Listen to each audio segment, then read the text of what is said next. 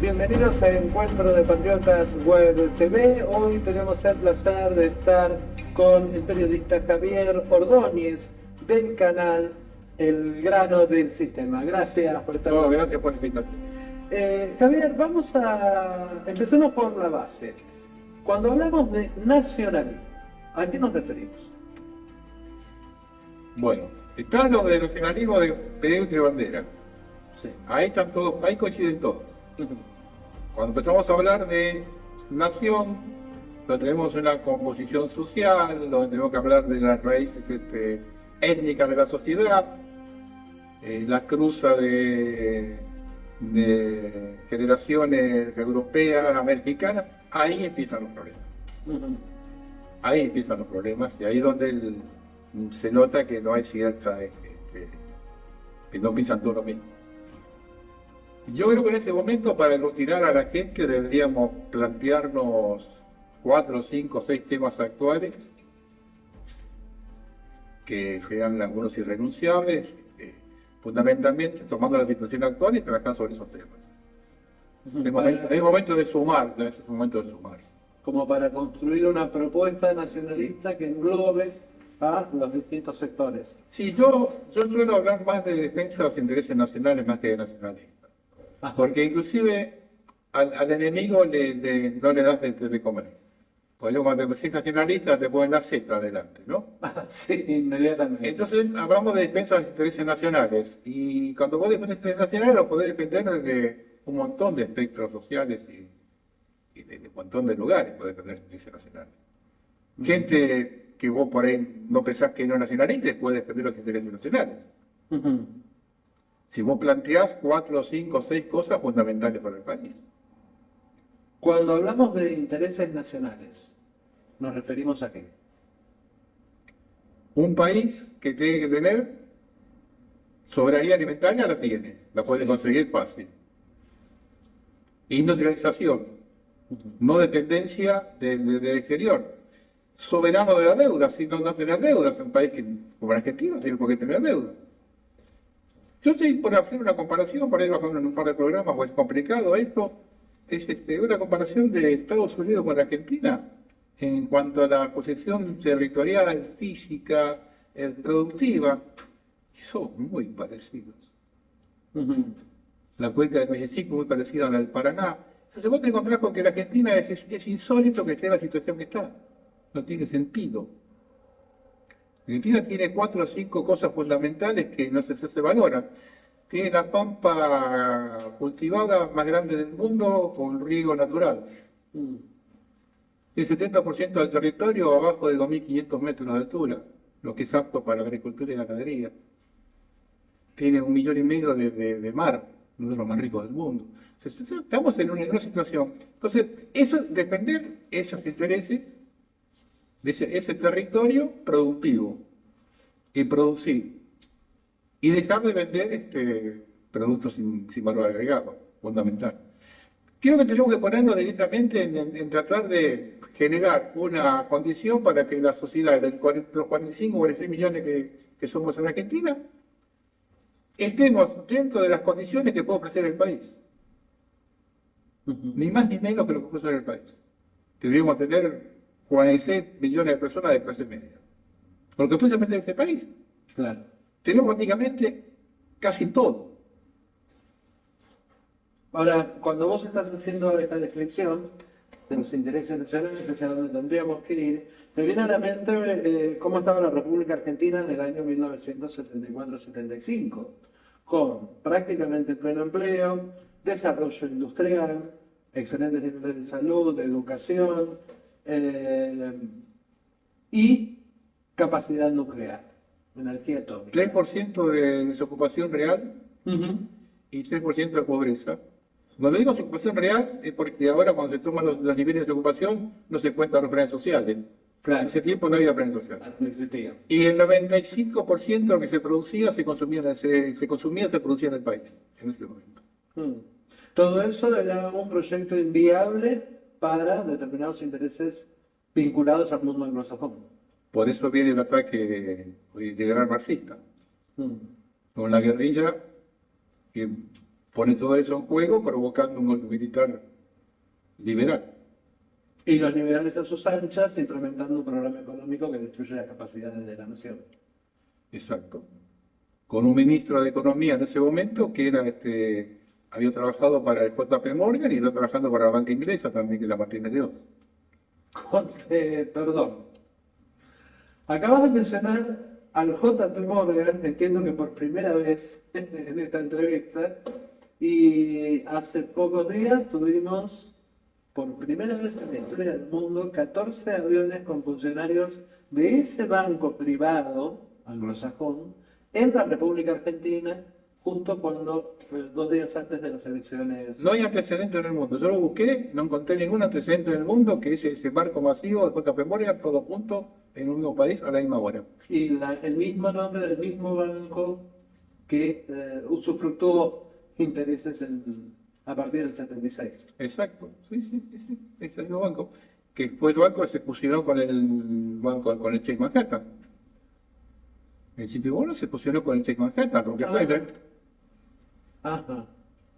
Y un dato también que hay que tener en cuenta ahora, porque si vamos a hablar de las elecciones de la semana pasada, uno cree en las brujas, pero sí, a veces se ven, ¿no? Que las hay. Porque en el 2023, ¿quién lleva el control de las elecciones en Argentina? Indra. Ajá. Bueno, en 2023, el JP Morgan compró el 25% de las acciones de Indra. Hace 2 años. Ajá. Pues te digo, no crees en las brujas, ¿no? Pero las hay. Indra, bajo control del JP ¿No? Morgan, Y vienen 2 días antes de las elecciones acá. un desembarco de... Se ladra y mueve la cola y tiene 4 patas perro. Hay algo que no estaría cerrado. No está cerrando, a mí no me cierro para nada. A mí en las elecciones del domingo no me cierro para nada. Bueno, la diferencia de los números respecto de las 11 elecciones que habíamos, 10 o 11 elecciones que habíamos tenido antes a nivel provincial, no coinciden para nada con la tendencia que tuvimos en la última. No, pero que acá te explique por qué en la provincia de Buenos Aires el peronismo sacó menos votos que hace un mes. Claro. ¿Qué macana se mandó que estiró tremendo para sacar? Sí, los 30.000 votos menos. Muy poco tiempo como para que Al contrario, en ese mes se mandó más cagada de ley que Chiló. Porque desde septiembre hasta ahora no había aparecido PER como narcotraficante, como candidato narco, por ejemplo. Y es que pierde votos es el peronismo, no se entiende. Pero aparte hay un detalle que tener en cuenta. Milei ganó en la provincia de Buenos Aires por 46.000 votos. Sí. Hay 126.000 recurridos. Que se están ahora viendo en la elección definitiva. Claro, el recuento definitivo. Y bueno, ahí 3 veces más votos recorridos que la diferencia. Bueno, pero Milei tuvo lo que quería, que era la tapa del diario del día de la noche que ganó las elecciones. A mí lo que me queda claro, no quiero hablar mucho de las elecciones porque vamos a la pena más adelante, pero lo que me queda claro es que el 70% no lo votó a Milei. Eso es lo que a mí me queda claro como una cosa optimista, ¿no? Sí. De que cada día 7 no lo votaron. Eso me queda como un hecho determinante. Claro. A pesar del JP Morgan, de Trump y de todas las amenazas y todo eso, y de los miles de millones de dólares que pusieron acá, el 70% no lo votó. Claro, cuando juntamos los votos de los candidatos de oposición... Los que no lo votaron, más los que no fueron a votar, más los votos en blanco, te da que un 70% no lo votó. Ahora, vos hace unas semanas empezaste a hablar de que, o tenías un planteo de que los intereses extranjeros operaron sobre la idiosincrasia de la República Argentina, de los argentinos. Yo creo que Milei, lo dije varias veces, para mí el sistema primero creó las condiciones, el electorado, sí, y después trajo al candidato a ese electorado. Para mí el tema fue así. Crearon condiciones, crearon expectativas para un determinado candidato, bueno, este candidato calza acá y lo trajeron a este tipo. Porque no se entiende. Un tipo que viene a romper todo y... Claro, Milei viene de Macri, viene de Alberto, en los últimos años de Cristina. A ver, el sistema, el régimen, yo digo régimen, no digo sistema, yo digo régimen porque cualquier del régimen, cualquier régimen, vamos a cualquier sistema, ¿eh? El régimen es forma de gobierno. Bueno, el régimen no deja nada ligado al azar, todo es encadenado. Entonces, los últimos años de Cristina, después viene Macri, después viene Alberto Fernández, y bueno, te crearon un clima, dijo, para que venga un outsider de esta manera, ¿no? Claro. Bueno, Claro. y me lo pusieron a este. Van quedando las condiciones. Como se generaron en la década de 70 las condiciones para que surja un golpe militar. Se generan así las condiciones. El sistema se mueve así. Y como lo que más le cuesta a la gente, eso que cuando hablamos a veces de defensa del interés nacional de la población y todo, es que a la gente le cuesta mucho diferenciar el enemigo. A ver, ¿cómo es eso? Claro, porque vos tenés una persona, por ejemplo, vos estás hablando con cualquier persona, ¿no? Y te dice, bueno, aparece uno que por ahí quiere defender algún tipo de cosa que le esté pasando a la gente de abajo, o por ahí hace un hincapié en algún derecho humano, es zurdo. Listo, es zurdo. Y está descalificado porque es zurdo. De otro lado, ahí si uno dice, para acá hay que poner un poco de orden, ese es facho. Y ya está catalogado como facho. Entonces el sistema los tiene así, o está entre zurdo y facho. Y el enemigo son ellos el enemigo. En el fondo ni el zurdo ni el facho, porque están teniendo, a veces tienen el mismo problema que tenés vos. Claro. Para llegar a fin de mes, para un montón de cosas, tienen el mismo problema que tenés uno. Eso es una lucha, una guerra desde arriba hacia lo de abajo.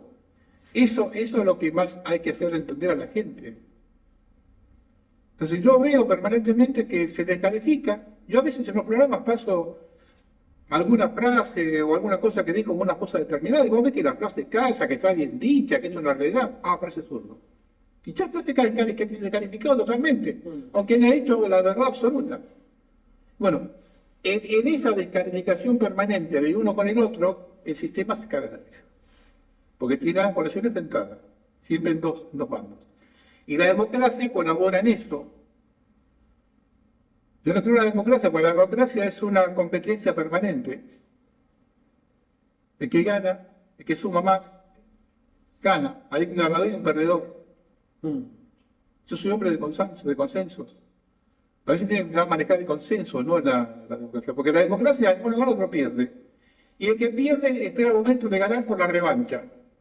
Y así vivimos de revancha en revancha. Estos vienen con la revancha por el kirchnerismo. Entonces, si mañana también diciendo todo el kirchnerismo viene con la revancha del dinero. Claro. Y hace 40 años que estamos en la revancha. Y no podemos implementar políticas de Estado Para nada. que trasciendan las gestiones. Entonces uno dice, bueno, por ejemplo, más de 4 o 5 cosas fundamentales. Una buena educación, ¿no? Sí. Una educación que le enseña al alumno fundamentalmente una buena instrucción, que lo instruye bien, le enseña a pensar por su cuenta, que le enseña a leer, a razonar. Ahí. Una buena salud, que incluya el control de los alimentos y del remedio, por ejemplo. Que le garantices al ser humano, al habitante, un trabajo digno, completo, que le alcance para vivir bien y para poder desarrollarse. Le da seguridad, le puede facilitar el acceso a la vivienda. Para lograr eso, ¿qué es lo que hace falta? ¿Hace falta una ideología para lograr eso? No. ¿Y qué estamos discutiendo? Está claro que ¿Y qué estamos la ideología sería el bien común. Es el bien común. ¿Y qué estamos discutiendo entonces? Ahora el sistema nos mete a discutir. Nos mete a discutir la salud, la educación, la seguridad. ¿Qué tengo que discutir? Bueno, yo soy de eso, yo veo como el sistema permanentemente vive dividiendo. Y yo veo a Argentina una sociedad permeable a esa división. Totalmente permeable a esa división. Bueno, el himno británico, en su segunda estrofa, plantea precisamente eso. Cuando le pide a Dios que confunde a nuestros enemigos y haz fracasar sus planes, dice, ¿no? O sea, cuaja de lleno en el viejo dicho, divide y reinarás. Y sí. Es el plan británico de toda su vida. Las iglesias, donde uno lo ve a través de los siglos y siempre han hecho lo mismo, han dividido para gobernarse. Podemos citar el Ponzondi acá en el Río de la Plata, cuando generó la guerra de la Triple Alianza, en definitiva, y después el mismo esquema que reproduce Thomas Lawrence en la guerra del 14 con el Imperio Otomano, dividiendo exactamente igual que lo que hizo Ponsonby en el Medio Oriente actual, que es lo que genera los conflictos de hoy, ¿no? Y permanentemente dividiendo. Pasó también en la Segunda Guerra Mundial, con Polonia. Claro, bueno, claro. Sí. Entonces te digo, es un problema de que, bueno, ahora, sabemos que se manejan así. Sí. Y seguimos cometiendo los mismos errores y sin darnos cuenta de eso. Seguimos entrando en la disyuntiva derecha-izquierda, permanentemente, y ya se hay algún punto tal en la Argentina donde ya esa rivalidad se transforma en odio. Se transforma en odio. Esas elecciones se han encontrado gente que está mal, realmente mal, pero no voy a votar el peronismo. O la odio a Cristina. Muy clarito. Y dentro de dos años va a haber un montón de gente que va a votar a otro porque lo odia a mi ley. Bueno, vivimos así. Ahora, en medio de esta coyuntura, ¿no? ¿Qué pasa con el campo nacional y popular? Y que yo no lo veo. Yo no lo veo. No lo veo primero porque siempre es una cosa que viene desde hace muchos años, ¿no? De que se suben arriba del caballo y de ahí no se bajan para nada. Eso, en general, eso que se decían que eran líderes nacionalistas o nacionales, tenían una manadita de 15 o 20 al lado, nada más, y ellos estaban arriba de la manada y se pensaban que estaban bien. Bueno, y bloquearon a cualquiera que capacitó por afuera. Porque a ver, decime qué líder nacional hubo en los últimos 30, 40, 50 años. Quiero poner durante la época democrática, del 83 para acá, si querés ir un poco antes, decime, ¿qué líder, digamos, de defensa de los intereses nacionales hubo? Yo no recuerdo ninguno. Bueno, si nos remitimos a la historia argentina, la conformación de la federación era el acuerdo de todos los caudillos del interior en base a una idea común, coordinados por, en aquel momento, Juan Manuel, ¿no? También. Pero para acá. No, para acá no. Los últimos 40, 50 años, 60 años. O sea, hasta que queremos llegar. Desde la caída de la Unión del Ecuador, para el 74, 75 para acá. No, yo no he visto ninguno que venga depende de intereses nacionales. Aparte hay gente que la apretó un cachito y enseguida y empieza con el exquisito eso de que es zurdo, de que es cierto, que no, pero no. Después está el tema también de la religión, que para mí en algún momento es un impedimento, porque está el nacionalismo católico y es muy cerrado. El nacionalismo católico es muy cerrado. Porque ellos ponen primero a ese, ¿no? Yo no quiero entrar en ese tema porque el tema religioso es un problema complicado, pero a mí me parece que hay cosas que en este momento son prioridades. Y que Dios no lo va a solucionar. Menos Dios va a querer almas débiles acá hablando de esto. Claro, bueno, sí, eso es verdad. Entonces, cualquiera que se ponga a eso. Yo a mí yo hice una anécdota sonsa, nada más tonto como para tener en cuenta. Manuel Belgrano cuando pierde la batalla de Ayuba, lo contaron rezando Rosario, todo el ejército. Y yo ahí me quedo grabado. Los españoles nos sorprendieron hasta toda la gente rezando Rosario. La batalla de Ayuba. Nos tomaron por sorpresa en ese En momento. ese momento. Por ejemplo, el nacionalismo, digamos, del siglo XX salió con los hermanos Carpes, ¿no? Y el Perito Moreno. Y ellos le encontraron los rompehuelgas en la huelga de Bacena. Ellos le prometieron a la fábrica Bacena los rompehuelgas. Entonces, ¿y cuáles son los nacionalismos? Y Irigoyen, con sus falencias, tuvo algunos sectos nacionales, ¿no? De hecho, a Irigoyen lo derrocan cuando quería nacionalizar a YPF. Y cuando Uriburu se levanta, El único enfrentamiento militar que hubo fue los nacionalistas de Carnet con algunos radicales en el Congreso. Se pusieron al lado de Limón, que después nos trajo la década infame, liberal. Por eso digo, yo no veo siempre que fueron al contrario del sentido de la tiene que. Pues yo hablo de defensa de los intereses nacionales, yo no hablo de esas cosas. Y vuelvo a repetirte, si yo puedo equivocado, que me diga un dirigente nacionalista de los últimos 40 años. Bueno, la defensa de los intereses nacionales además puede ser metida de cualquier ideología política. Exactamente. Porque hay mucha gente que quiere la Argentina y está preocupada de que ella como está. Y por ahí te juntás con una persona y te coincidís en 7 u 8 cosas, 6 cosas, y hay 1 o 2 que no coincidís y ya ahí rompemos todo. Empecemos a juntarnos por cosas básicas, como te decía. Una buena educación, una buena salud, la infraestructura que la Argentina necesita. Hay muchas cosas. La Argentina es un momento ideal para hacer cosas en Argentina, todo por hacer. Sí, bueno, en este contexto está todo por hacer de nuevo. De nuevo, sí, porque se rompió todo, está todo por hacer de nuevo. Solamente con el ferrocarril tenés para tirar un reto acá. Claro. Bueno, sin ir más lejos, cuando China se propone tener como objetivo nacional ser líder en la cuestión tecnológica, lo primero que hacen es planificar el desarrollo de la energía eléctrica, porque sabían que sobre eso se iba a basar toda la nueva tecnología vinculada a la informática, ¿no? Sí. Eso podría ser, por ejemplo, un punto en común para todos. Mientras ellos pensaban eso, los yanquis se encargaban de hacer guerras y tirar abajo un montón de regímenes, sí, con todo el mundo. Y ahora se dieron cuenta que estaban atrasados tecnológicamente años luz, de Rusia y de China.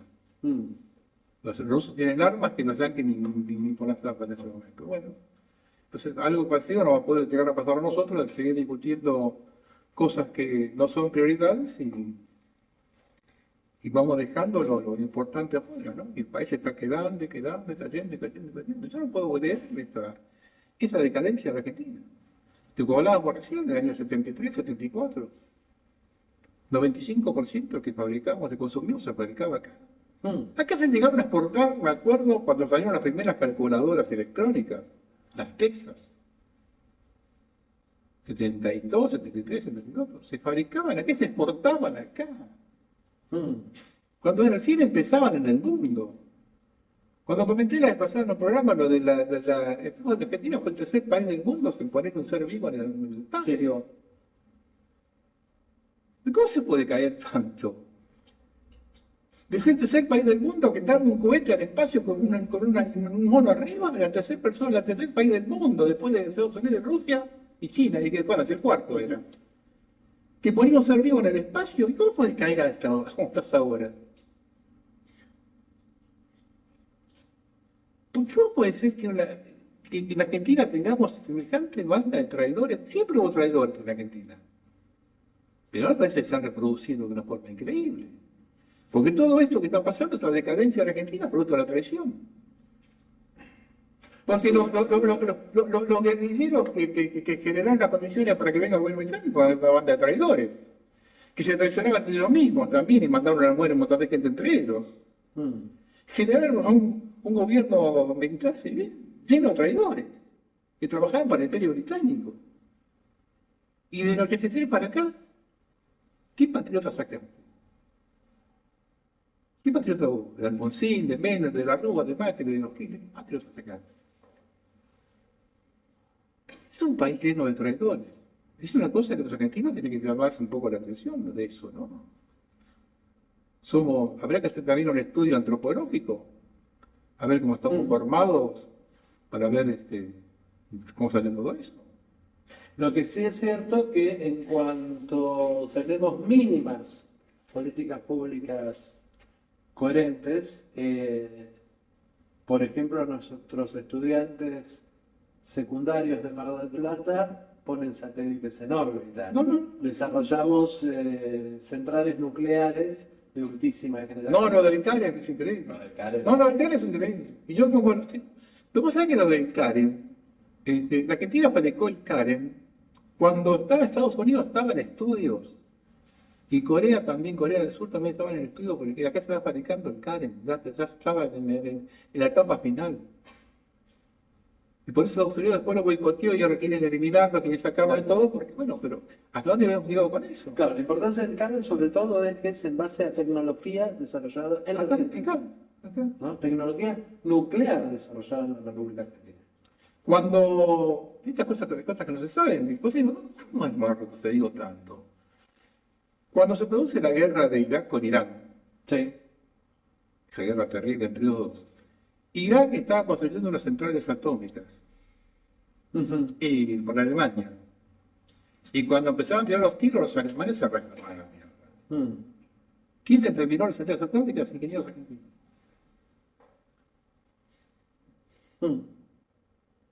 Argentina exportó energía nuclear a un montón de países, y países del primer mundo. Sí, sí, sí. Australia, lengua de cliente. ¿Cómo hemos podido caer tanto? Acá fabricamos aviones, fabricamos locomotoras, fabricamos absolutamente todo. Buques de guerra. Todo. ¿Cómo vamos a haber caído tanto? Teníamos la capacidad, si no me equivoco, Tandanov, Sí, Tandanov. submarinos. ¿Cómo ha caído tanto? Ahí no tenemos que entrar a preguntarnos por qué, a lo mejor viendo cómo caímos, y le vamos a encontrar la vuelta para decir, bueno, pará, pasó esto y tratemos de corregir este error. Hay que entrar a averiguar qué es lo que pasó, por qué caímos tanto. La instalación de crisis sociales colabora a la caída de estas capacidades de una nación. Pero crisis social la crearon, por ejemplo, la deuda externa.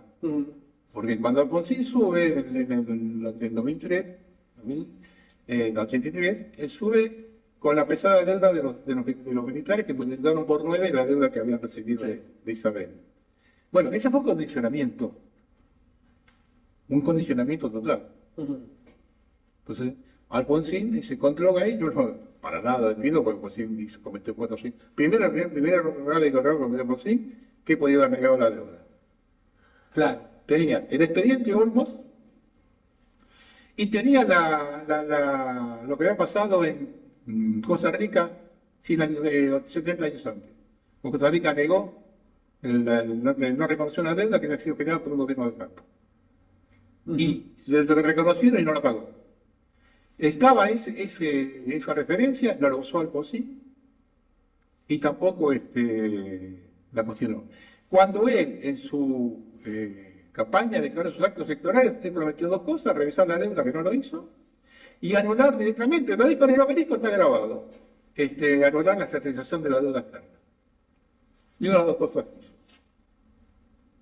Está claro que el que tenía muy claro este tipo, valga la redundancia, perdón, el que tenía muy claro este tipo de operatorias era Perón cuando no quería entrar al FMI porque decía que era un instrumento del poder norteamericano. Claro, Perón salda toda la deuda externa que había. El año 48, 49 saldó la deuda externa completa, no dijo nada de deuda. Por eso cuando vino la Revolución Libertadora se encontró que no había nada de deuda. Aramburu se afilia al Fondo Monetario y ya le deja deuda grandísima. Claro. Ya le deja deuda grandísima. Sin haber desarrollado infraestructura fundamental para el desarrollo. No, pero hay una anécdota de la Revolución Libertadora que es eso. Ahí tenés una muestra de que lo tenemos argentinos. Cuando sube la Revolución Libertadora, la fábrica de aviones en Córdoba, Sí. tenía para entregar, no sé si 20, 30 o 40, no me acuerdo qué tipo de modelo era, eran unos cazas. Que era de primera generación. Argentina estaba en la lista de primera generación de fábrica de aviones de combate. Los destruyeron todos. Y compraron rezagos de la guerra de Corea. Sí, lo sabe. De la guerra de Corea. Estamos hablando del Pulquios y Sí, bueno, renunció a eso, se destruyeron todo eso, y en su reemplazo compraron rezagos de la guerra de Corea. Entonces ahí ya empieza la tradición de decir, me importa 3 pistos de la fabricación nacional y compro usado afuera. Ahí te das cuenta cómo está eso. Que además, viniendo de un militar formado para la defensa de los intereses de la nación, tiene mucho más peso negativo. Sí, eso sí. Sí. Que cómo no vas a desarrollar vos la tecnología de tu nación y vas a preferir comprarle la tecnología Exacto. extranjera. Bueno, algo parecido con lo de los Casa F-16 ahora que compramos con 50 años de antigüedad. Mira, ¿vos viste alguno? Ah, no, sí, llegó uno. Por decir, bueno, no, pero Llegó uno porque... yo cuando el año pasado, hice el video respecto y toqué el tema de los casas, el problema que tengo yo es que todo lo que digo está grabado. Ah, bueno, claro. Eso por la empresa. Y yo en ese momento comenté que había 32 casas Ujú. en Dinamarca. Todo huele mal en Dinamarca, ¿no? Como vemos, todo huele mal en Dinamarca. Y había 16 casas que iban a Ucrania Mm. y 16 que venían a Argentina. Y yo en ese momento dije en el video, van los 32 a Ucrania. Bueno, un año más tarde acá no apareció ninguno y la semana pasada salió el informe de que los rusos habían destruido no sé cuántos F-16 en Ucrania. Claro. Si serán los de Zelensky o los nuestros, no sé. Acá no llegaron. Ahora, sería muy interesante saber que les pagamos los aviones a Zelensky para que se hagan pelota a los rusos y lo pagamos nosotros. Porque de eso seguro que sí. Bueno, no sé. Olvídate que eso seguro, pagarlo pagamos, ¿eh? Y después te los manden es otra cosa, pagarlos pagamos. Mm. Pues si tuviera la bandera acá, pagarlos pagamos. Pasó un año y digo, ¿hay que reclamar? No hay que reclamar nada. Por eso a veces bueno, tiene cierto temor porque veo que acá te están pasando elefantes por adelante y no lo ves. Después en Argentina te están pasando elefantes por adelante de la cara y no lo ves. Nadie se pregunta nada. No hace 10 años, 100 años, hace un año de los casos. Sí. Y acá no se vino ninguno. Estaba Petri haciendo con un prototipo que le trajeron para mostrarlo ahí con un circo. Y nosotros pero lo habíamos usado un año para mandártelo. ¿Qué tiene que ser? Para que no esté un año más tarde, o más de un año más tarde. Sí, ¿Qué te más tarde? sí. Bueno, entonces, pues te digo, la desgracia de la Argentina es esta, que desde hace tiempo inmemorial estamos gobernados por la antipatria, por traidores. A ver, no sé si decía hace un rato. Lo que queda de bueno de las elecciones del domingo pasado es que el 70% no lo votó a Milei. Sí. Macanudo, olvídate el 70%. El 30% que lo votó, Sí. ese es un sector cerradito que lo vota siempre a este tipo de gente, a los liberales. Histórico. Histórico. Venga quien venga, posiblemente venga ya de la época de Rosa, que estaban en Montevideo en aquel momento. Ujú, sí, sí. Lo mismo que le aplaudieron a Urquiza cuando desfilaban en el 20 de febrero, en el 52, cuando desfilaban las tropas francesas en Buenos Aires, que aplaudían. Deberían hacer eso. Y todos los que gobiernan acá salen de ahí.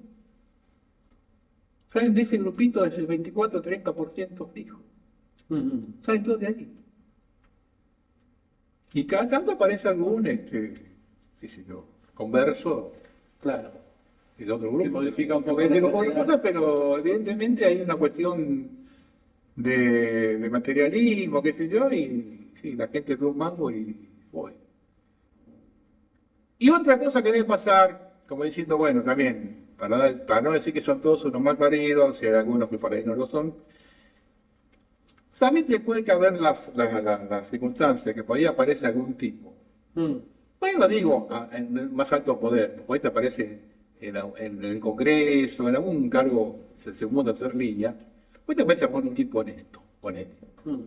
y con ideas. Y cuando ves que tiene adelante una máquina de impedir, Claro. dice, no, mira, arreglo acá, menos problemas. Y listo. ¿A qué me va a complicar la vida? Tratar de cambiar esto es imposible, me amargo como no te sigo como esto. Una vez me contaron de un diputado hace muchos años, ahora 30 años más o menos. El tipo entró acá al Congreso con sus, era de izquierda, con sus ínfulas y querer un montón de cosas que y se puso como un tipo puro, ¿no? Ujú. Inclusive creo que es Zamora, pues. Después que le gritó a Bush, cuando vino Bush en ese momento. Ah, claro. Bueno, terminaron los 4 años y el partido no lo quiso poner de vuelta de candidato. Y yo lo vi a Zamora después de vuelta con la varijita por acá, porque vendía libros, no sé por qué. Sí. Lo vi de vuelta a mi casa. La segunda vez, al pasar unos años, se postula de vuelta. La segunda vez que entró, ya como la hija, la mujer, como todo el mundo ya adentro. Se dio cuenta de eso, porque cuando él salió los primeros 4 años, es posible que salió más o menos como entró. Y había otros que ya tenían viajes al exterior, amantes, casas en el Tigre. Entonces, a lo mejor ahí pasa eso, de que vos te metés y cuando vos tenés la máquina de impedir enfrente, es esa máquina. El sistema te va absorbiendo. Por eso digo, es una cuestión, a ver, si querés voltear esto, tenés que tener mucha perseverancia, muchísima perseverancia, ideas claras y coraje. Fundamentalmente eso. Porque la lucha es, fíjate, es un enemigo inmensamente grande y poderoso. ¿Es posible dar esa lucha, ganarla? Yo creo que sí, porque me parece que no depende de nosotros solamente, tiene que haber un factor interno que sea que la población en algún momento diga basta. Bueno, mientras hoy puedas comer, pero ya cuando no puedas comer más, o cuando ya se cierren más negocios de lo que pueden estar, y cierren más fábricas, y cierren todos los días cerrando y cerrando y cerrando. Ayer cerró SKF, ¿no? En el Regular Panel. Sí. 150 personas, y 100 años que estaba en Argentina. Bueno, a medida que se vaya cerrando y cerrando y cerrando y cerrando, cuando ya no labure nadie acá, bueno, posiblemente la gente ya no coma y no pueda salir a ningún lado y se privaste de 1000 cosas. Puede ser que alguna vez la gente salga. Y después depende de lo que pasa en el norte también, que Trump tampoco la tiene toda consigo. Trump tiene un montón de quilombos, es otro loco como este.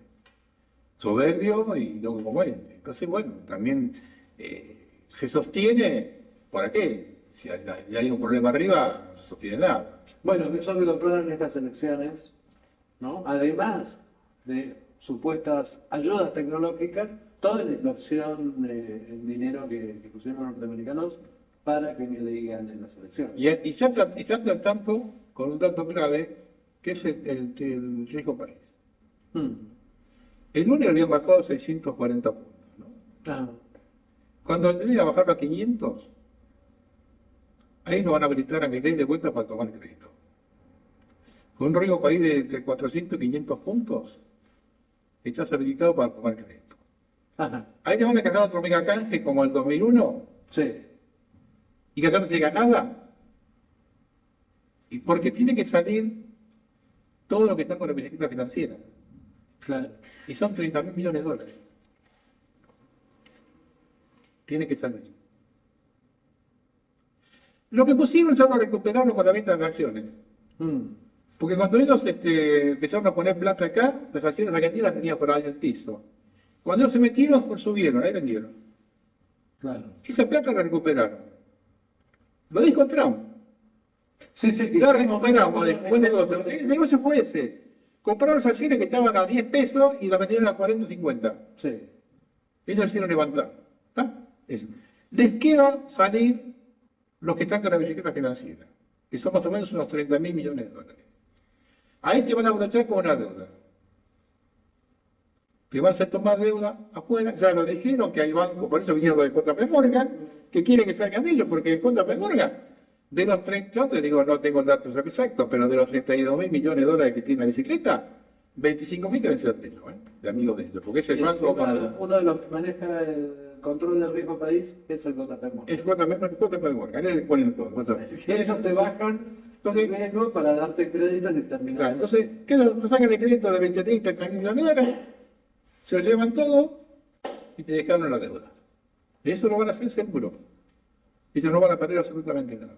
Lo ideal sería que no suceda lo que sucedió con el gobierno de Alberto Fernández, que reconoció una deuda a 100 años que iba en contra del estatuto del Fondo Monetario Internacional, del Banco Mundial, y alguien se ponga a investigar y diga, bueno, no, esto es... Pero volvemos a lo que decimos hace un rato. ¿Vos creés que ellos van a permitir que suba votando a alguien que le vaya a complicar la vida? Claro. Para hacer Yo siempre hago la misma pregunta a todo el mundo. Hago la misma pregunta. Tú fíjate los 7, 8 presidentes que hemos tenido desde Alfonsín para acá, ¿no? Sí. Alfonsín, Menem, De la Rúa, Dualde, Kirchner, los Kirchner, Cristina, Macri, Alberto, ahora este. Pensa si alguno de ellos podía haber hecho el trabajo del otro. Si Alfonsín podía haber hecho lo que hizo Menem, o Menem podía haber hecho lo que hizo Dualde, o Dualde podía haber hecho lo que hizo Kirchner, o alguno podía haber hecho lo que hizo De la Rúa. No. Que calzaban como anillo al dedo. Ninguno podía hacer el trabajo del otro. Cada cual en su debido momento. Como decía Caterrini hace 100 años. El hombre justo, en el momento justo, en el lugar justo. Ninguno podía haber hecho lo que hizo el otro. Lo que te determina que ellos se toman la casa de poner. Cuando estaba la guerra de Malvinas, la segunda vez que vino el general Haidt, que era el delegado de Reagan acá en Argentina, la segunda vez que vino, le dijo a Alfonsín: "Usted va a ser el próximo presidente". Ah, mira vos.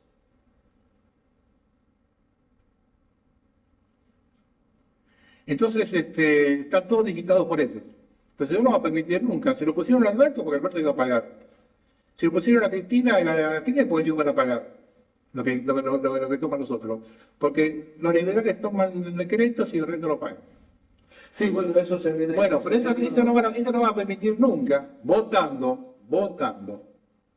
Por eso el más grande tesoro que tiene la gente es la democracia. La democracia como una herramienta de dominio. Exactamente. Entonces, y a la gente la tienen en bobada diciendo: bueno, vos tenés opciones para votar. Este mes tuviste 30 opciones, vas a la boleta esa, 30 opciones había. ¿Cómo vas a decir que no sabes a quién votar? Tenés 30 opciones ahí para votar. ¿Te das cuenta? Bueno, se agrupen con eso, la gente quiere que vota, quiere que elige algo. Y aunque no hubiese fraude, gana que quieren ellos. Porque la propaganda va direccionada a un punto. La propaganda fue direccionada, basta de populismo, iba direccionada ahí. Hoy se lo siguen diciendo algunos, habrá con alguna gente en la calle que están cagándose de hambre, pero votaron a Milei. Basta de populismo, no quiero más a la vieja esa de mierda, Potosina.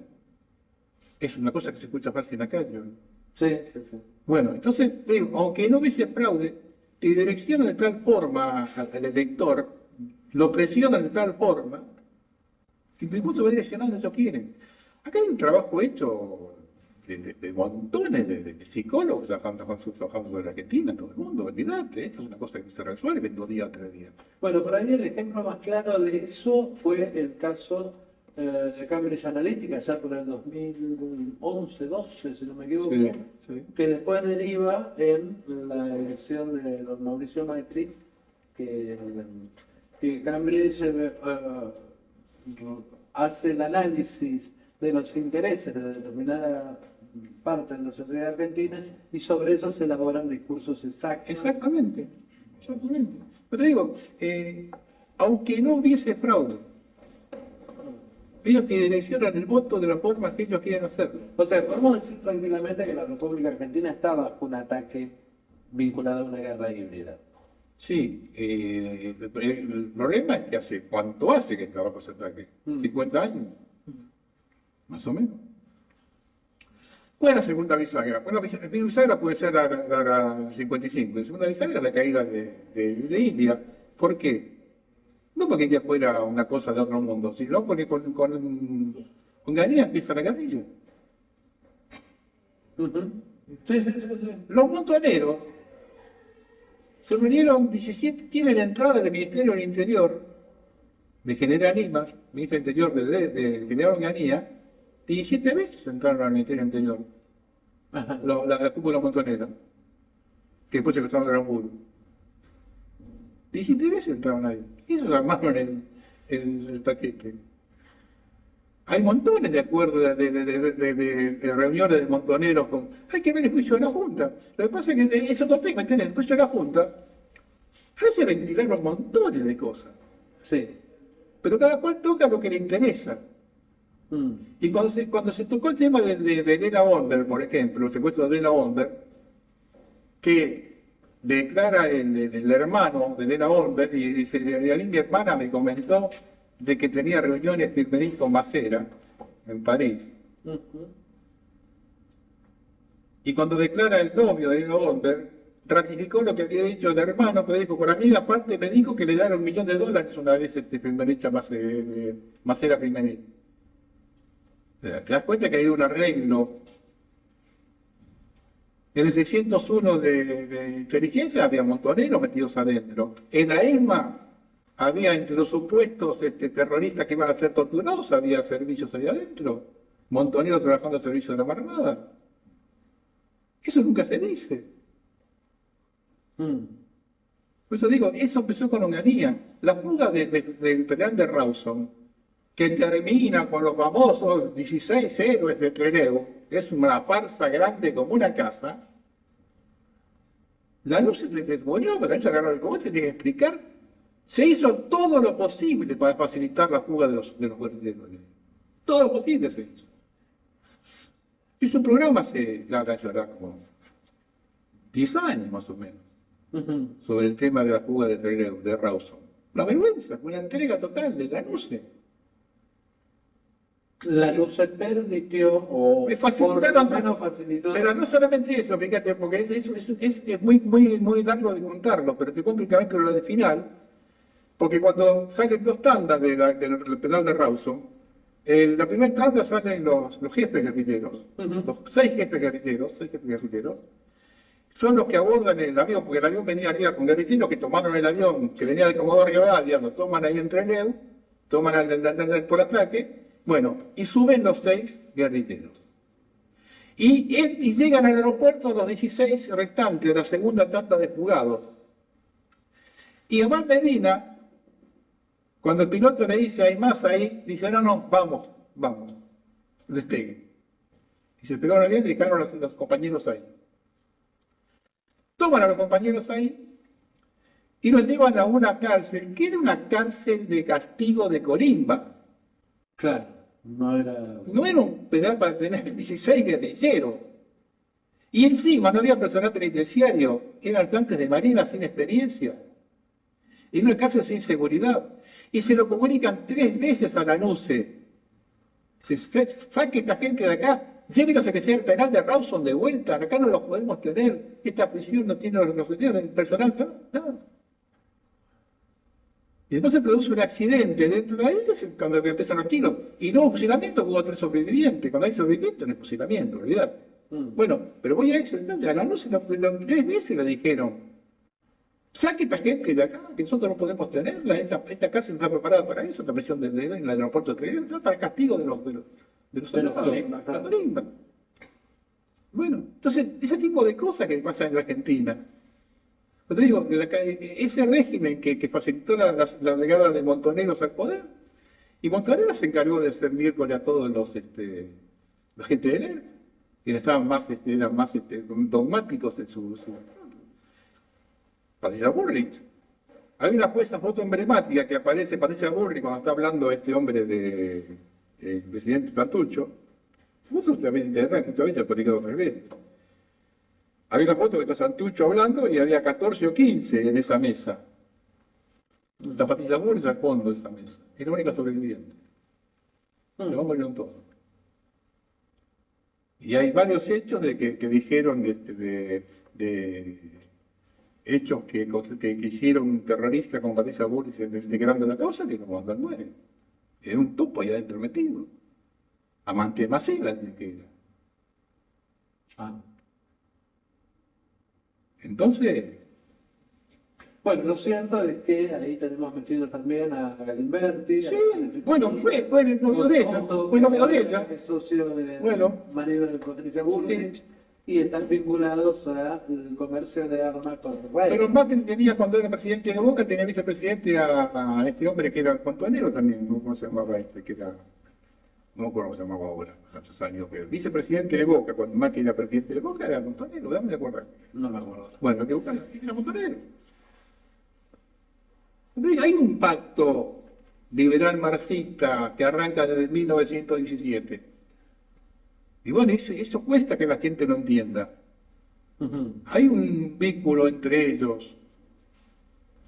¿No se juntaron en la Segunda Guerra Mundial? Ah, bueno, sí. Y bueno, pero fue casualidad que se juntaron ahí. A ver, cuando Hitler invade Polonia, declara la guerra a Hitler. Si Stalin había invadido también a Polonia. Claro, porque sucede al mismo tiempo, simultáneamente. ¿Y por qué no declararon la guerra a Stalin?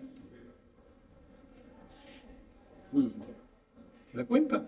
Entonces, ese pacto existe desde 1917, que la Revolución Rusa fue financiada por la Reserva Federal. No está recontra comprobado eso. El suegro de Trotsky era un miembro de la Reserva Federal, un banquero miembro de la Reserva Federal, el suegro de Trotsky. Bueno, pero de ahí arrancó el tema de que el comunismo fue creado por el liberalismo.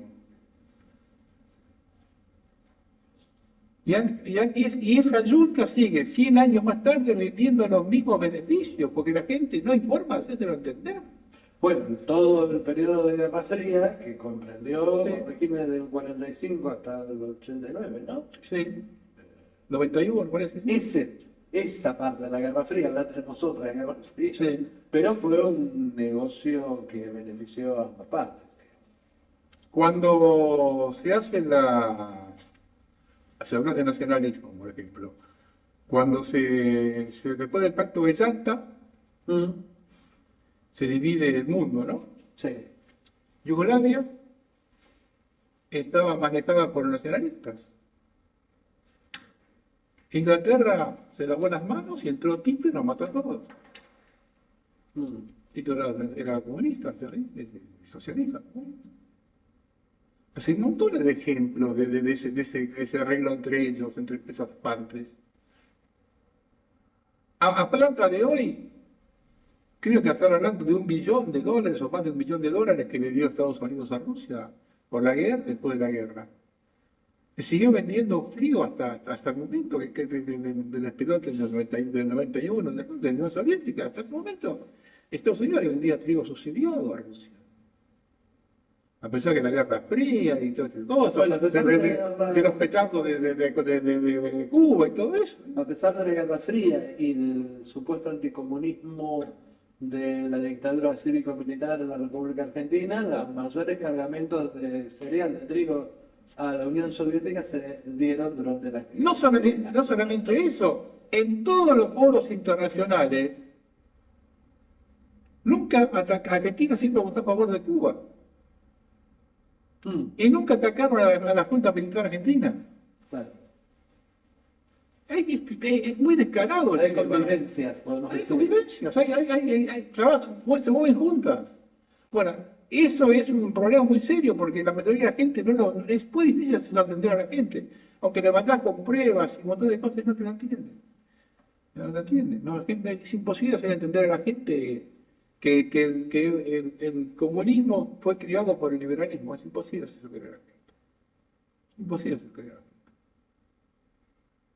Y con ese fantasma del comunismo dominaron toda Europa, Estados Unidos, después de la Primera Guerra Mundial. Bueno, sí, después vino todo un trabajo de guerra cognitiva sobre la población, en donde además tenemos el discurso único de quiénes son los buenos, quiénes son los malos, quién ganó la guerra, que el desembarco de Normandía dio vuelta a la Segunda Guerra Mundial y ese tipo de cosas que en realidad son una mentira más Bueno, grande. pero si vamos a hablar de la Segunda Guerra Mundial, primero explicarme por qué Hitler lo dejó de campar en Dunkerque. Ah, bueno, sí, claro. Y vamos a hacer cosas como vosotros también, ¿no? Ahí no más. Los tenía, porque todos esos que dejó de ir en Dunkerque fueron los que vinieron de vuelta después. Sí, claro. Esos 200.000 que dejó de ir en Dunkerque fueron los que vinieron de vuelta a invadir después. Pero fíjate con esa cuestión que se creó, esa cosa psíquica que se creó con la Revolución Rusa, y que cualquier obrero que se quejara porque lo haces laburar 25 horas por día, no, el comunismo viene. Bueno, fíjate lo que pasa en la Patagonia en la década del 20. Claro. Los obreros, todo es lo que reclamamos los obreros patagónicos. Es una vergüenza que no le den eso. Pero enseguida pensaron, no, porque esta rebelión iba a terminar en en la Revolución Soviética, pasó en la forestal también. Bueno, el tema de la Bueno, forestal es pero, un tema claro, tan pero en la forestal también cuando se produce la gran represión de la década del 20, se produce, sí, porque claro, la psicosis de cualquier movimiento obrero iba a terminar en una revolución soviética. claro. Entonces el obrero que se cague de hambre, que los traten como locos porque no pueden reclamar nada, porque no, venía la revolución soviética atrás. Bueno, eso como lo hicieron, como lo usaron ellos para que desplate todo lo demás después. Pues lo más difícil de todo es convencer a la gente. Ahora, yo hago una pregunta, ¿no? ¿Cuántos de los que dicen que son de nuestro palo están convencidos de eso? Ojo con este detalle. Pues yo a veces lo hablo y digo, sí, la mayoría sí, pero hay gente que todavía no te cree. Ya no son zurdos, todavía no te creen. Bueno, la cuestión de blanco y negro, una cuestión bipolar, Sí. es de fácil comprensión. Sí. ¿No? Ver una cuestión un poco más compleja, ya es... No, y vamos a ser claros. Los tipos son buenos para aquel personaje. Vamos a ser claros. Sí. O Cristina es un buen personaje, porque si una persona ideal para tomarle bronca por la soberbia, por la forma de ser Cristina, por ejemplo. Mi ley ahora. Mi ley ahora. ¿Te cuenta? Es decir, los tipos eligen el personaje, hacen un buen casting, No te meten a cualquiera. No te meten a cualquiera. No te meten a cualquiera. Te digo ahí, yo no respeto al régimen porque evidentemente tienen todos los medios, todo lo que vos quieras. Sí, bueno, claro. Pero Pero los medios la trabajan, generan ensayos, generan escenarios para laboratorios, como en la República Argentina, en el caso pasado. y te meten en un problema tras otro, por el cual vos en este momento estás discutiendo una cosa y te tapan esa discusión con otra, y te tapan con otra, te taparon la criptolibra con el Landín, después te taparon con el marco de Sper, te van tapando las cosas así una tras otra, vos te olvidaste de las cosas. Ignacio Ramonet, cuando estuvo acá en Buenos Aires, en una de las veces, dijo que en la actualidad la información tapa a la información. Sí, no. Y no es una cosa que no esté programada. No, los negocios hay que planificar. No, pero no, por supuesto, esa saturación, sí. La gente, a ver, los tipos saben que el ser humano reacciona o se mueve a 30 kilómetros por hora y te meten 60, 70 y listo, te pasaron por arriba y vos estás discutiendo lo que pasó ayer y ya tenés que discutir lo que pasó hoy. Hoy todo el mundo habla de la matanza de Río de Janeiro, por ejemplo, eso. Otra cosa extraña también, ¿no? Bueno, 2 días después de declarar las elecciones de Milei acá, y sabiendo que Lula había hablado de que tenía un acuerdo de defensa con Venezuela, y que Rusia tenía un acuerdo con Venezuela, y después te meten en esto. Un gobernador de Río de Janeiro que es bolsonarista. Hay cosas que son raras y siempre están ahí. Yo no creo en las casualidades. Yo me puedo equivocar muchas veces en mis asociaciones, pero yo no creo en las casualidades nunca. No. Nunca creo en las casualidades. Son causalidades. Causalidades, nunca creo. El caso de Brasil sí es muy llamativo. ¡De golpe! Sí, 2.500 policías para cumplir órdenes judiciales de golpe. Simultáneos. 2 días después de las elecciones de Argentina, cuando Lula había dicho de que Rusia tenía un acuerdo de defensa mutuo con Venezuela y que Brasil también tenía una guerra con Venezuela, sabiendo que el otro estaba queriendo meterse en Venezuela. Raro. Muy raro. Sí, por lo menos llama la atención. Trump el lunes, después del triunfo de Milei acá, una pollita, dice, ¿cuántos países en Latinoamérica estamos tocando? Lo dice, saca la banca. Yo lo voy a pasar también muy bien. Pues te digo, acá es doctrina Monroe, pero la verdadera doctrina Monroe, no el otro que lo dijo, ¿no? La vida a cabo la doctrina Monroe, ojo con este detalle. Pero tienen la contra de que arriba no la tienen todo posible. Claro, porque en los Estados Unidos hay toda una tensión social constante bastante fuerte, no solamente con el tema de inmigrantes, también con el tema de trabajadores. Estados Unidos tiene un problema muy serio, que está dividido en dos, demócratas y republicanos. En ese momento tienen el mismo odio que tenemos nosotros acá, Sí. cosa que no se dio otras veces. Esa misma grieta la tienen allá, con una diferencia muy grande. Los republicanos le manejan la mitad de los estados y estados grandes les manejan. Tienen el mismo poder que puede tener Trump. Y el sistema de Estados Unidos, el Estado tiene mucha más independencia que acá la provincia. Vos acá a la provincia mi idea se le canta. Allá en Estados Unidos no puede ser que se le canta en un Estado. El gobierno federal tiene muchos límites, son bastante soberanos los Estados.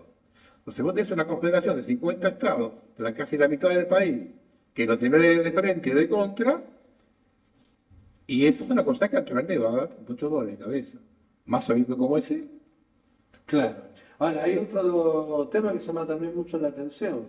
Todas las tropas que antes estaban desplegadas en Oriente Medio, en Irak, en Afganistán, todas esas volvieron a casa y en la primera gran movilización es hacia el Mar Caribe con un despliegue de una flota hace 3 meses, lo cual es demasiado tiempo. Sí. ¿No? O sea, es como una mano de obra que la tiene que emplear en algún lado porque si no la emplea se le complica. No, es que ellos siempre salieron adelante, ¿no? Ellos siempre en la salida pues un paso hacia adelante. País que ha generado 50, 100 guerras. Sí, sí, sí. Entonces es un peligro. Estados Unidos tiene una diferencia completamente diferente con cualquiera de los 180 países que hay en el mundo, ¿no? Porque a vos cualquiera que te apunte, te apunta. Y vos podés estar en duda o no estás en ninguna duda. ¿Qué va a hacer? Aunque sea inglés, aunque sea ruso. El yanqui te apunta y te tira. Esa es la gran diferencia que tiene esta gente. Esta gente te tira. Estos días que toman la decisión lo hacen. No tienen pluritos, ni piensan que puede pensar otro. No, ellos tienen la decisión y lo hacen. Generan el escenario para que la opinión pública los apoye y después accionan en consecuencia. Yo no creo que le pueda salir barato una intervención en Venezuela. No creo tampoco que la puedan hacer tan fácil. La discusión de Trump con Petro es como una excusa para no generar las acciones bélicas. Claro, lo que pasa es que Trump, como lo tiene como un comunista Petro y bueno, Pero es como la excusa perfecta. sí. Tengo a los dos Claro, pero hay una cuestión que es fundamental en todo esto, tanto con Colombia como con Venezuela. Vos si querés tomar el país, tenés que bajar las tropas de ese barco, ¿no? Sí, en cantidad por las superficies. No podés bombardear. No. No hay Si ninguna... bien hubo una teoría que se ganaban las guerras desde el aire. Sí, pero sí, no tenés la excusa. Cuando hicieron pelota Irak o Afganistán después de las torres, no importa lo de las torres, no importa, no creo que demás, pero bueno, pero partieron de las torres. Sí. Vos acá no tenés unas torres. No tenés excusa para bombardear. ¿Con qué excusa bombardeas algo? Claro. Es un problema porque Estados Unidos tiene 30, 40, 50 millones de latinoamericanos. En un momento determinado, que bombardear directamente un país latinoamericano me parece que Sería un problema. para mí sí. Y sin contar el riesgo de los países, porque no se puede permitir eso, por más que vos puedas pensar lo que quieras de Maduro. Pero no, para meterte de prepo, no. No, porque además, desde el punto de vista físico, para controlar, ya sea Venezuela, ya sea Colombia, necesitas un despliegue de infantería enorme. Enorme. Y tenés que considerar el costo de vidas, militar y político, de la cantidad de muertos. Que no te pase lo de Somalia. Que no te pase lo de Somalia.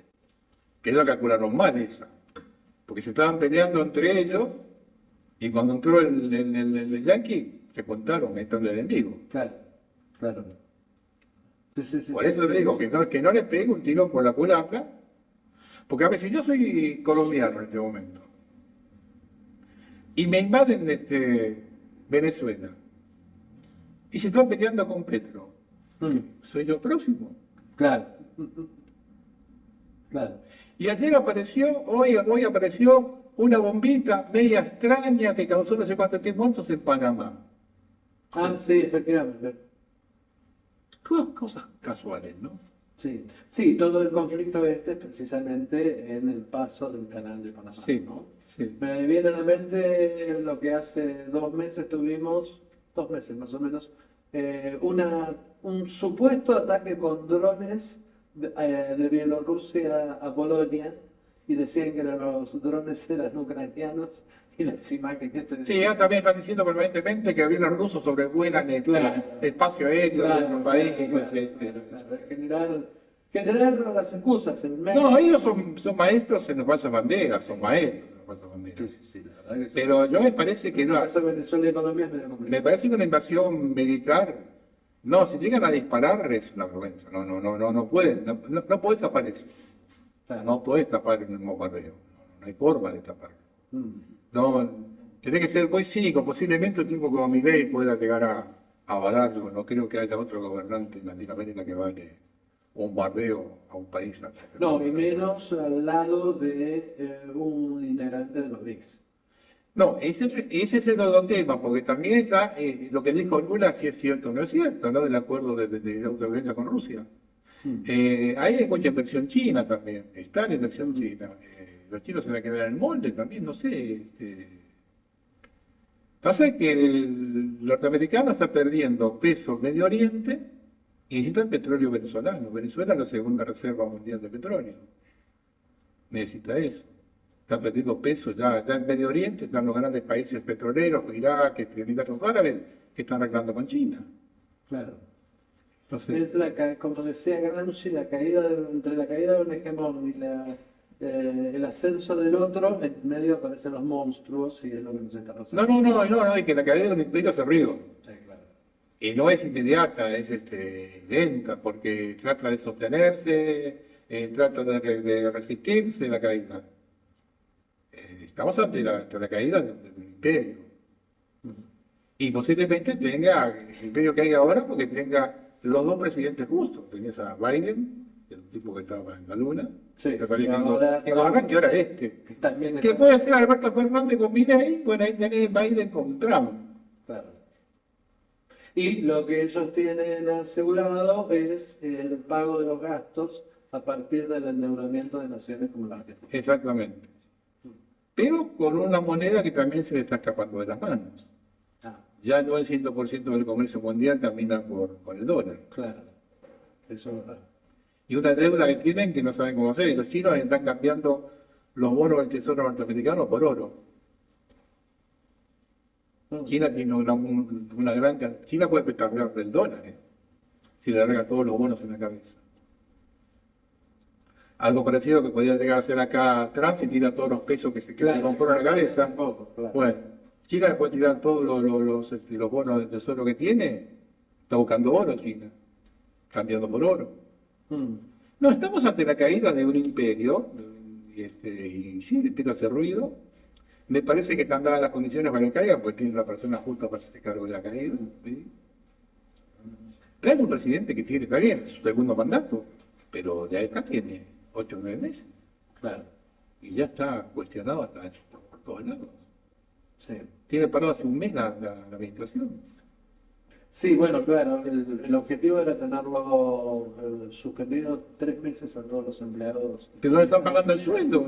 Pero que Un caso paradójico también, que sería interesante un día verlo, es el caso de Alemania, que se ofreció a pagarle los sueldos a los soldados norteamericanos en territorio alemán. Bueno, ¿No? Digo, de eso estamos hablando. no, bueno, con Alemania también tenía una cuenta, pero con Alemania es interesante analizar cómo la dejaron en Alemania. Mm. Porque Alemania procede así después de la guerra. Claro, sí. El orgullo alemán, el atavismo alemán, desapareció por completo. Desapareció por Sí. completo. También te dejaron una pared más alta de 1 metro. Sí, bueno, ¿verdad? Y cuando intentaron retomar un poquito con acuerdos comerciales y de producción entre Merkel y Putin, a los 3 años estamos en la guerra de Ucrania. Sí, sí. Javier Ordóñez, Bueno, muchas gracias no, por por favor, estar gracias con por invitarme. Encuentro de Patriotas Web TV.